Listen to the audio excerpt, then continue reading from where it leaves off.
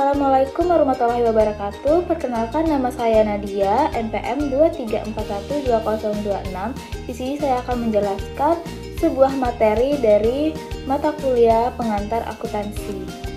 Saya akan menjelaskan tentang pencatatan berbasis jurnal khusus. Jadi, jurnal khusus merupakan jurnal untuk mencatat berbagai jenis transaksi yang sejenis dan juga terjadi secara repetitif atau berulang. Jurnal khusus biasanya untuk perusahaan berskala besar karena memiliki transaksi yang jauh lebih banyak.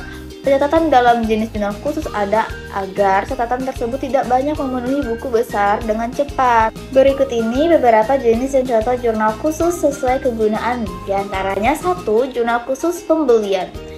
Jurnal khusus pembelian adalah jurnal khusus untuk mencatat transaksi pembelian barang dagangan secara kredit. Ketika terjadi pembelian secara kredit, maka masukkan nilai transaksi tersebut ke kolom hutang usaha. Lalu, yang kedua, jurnal khusus penjualan. Selanjutnya yaitu jurnal khusus penjualan untuk mencatat transaksi penjualan barang atau jasa dalam suatu perusahaan secara kredit. Jurnal ini mencatat semua transaksi penjualan yang terjadi, termasuk jumlah barang atau jasa yang dijual, harga, diskon, pajak, dan biaya pengiriman atau pengiriman. 3. Yaitu jurnal khusus penerimaan kas. Jurnal khusus penerimaan kas adalah jurnal yang digunakan untuk mencatat semua penerimaan kas yang diterima oleh suatu entitas atau perusahaan dalam suatu periode tertentu. Lalu yang keempat, jurnal khusus pengeluaran kas. Jurnal khusus pengeluaran kas adalah catatan akuntansi yang mencatat setiap transaksi yang berkaitan dengan pengeluaran kas atau pembayaran tunai dalam suatu perusahaan.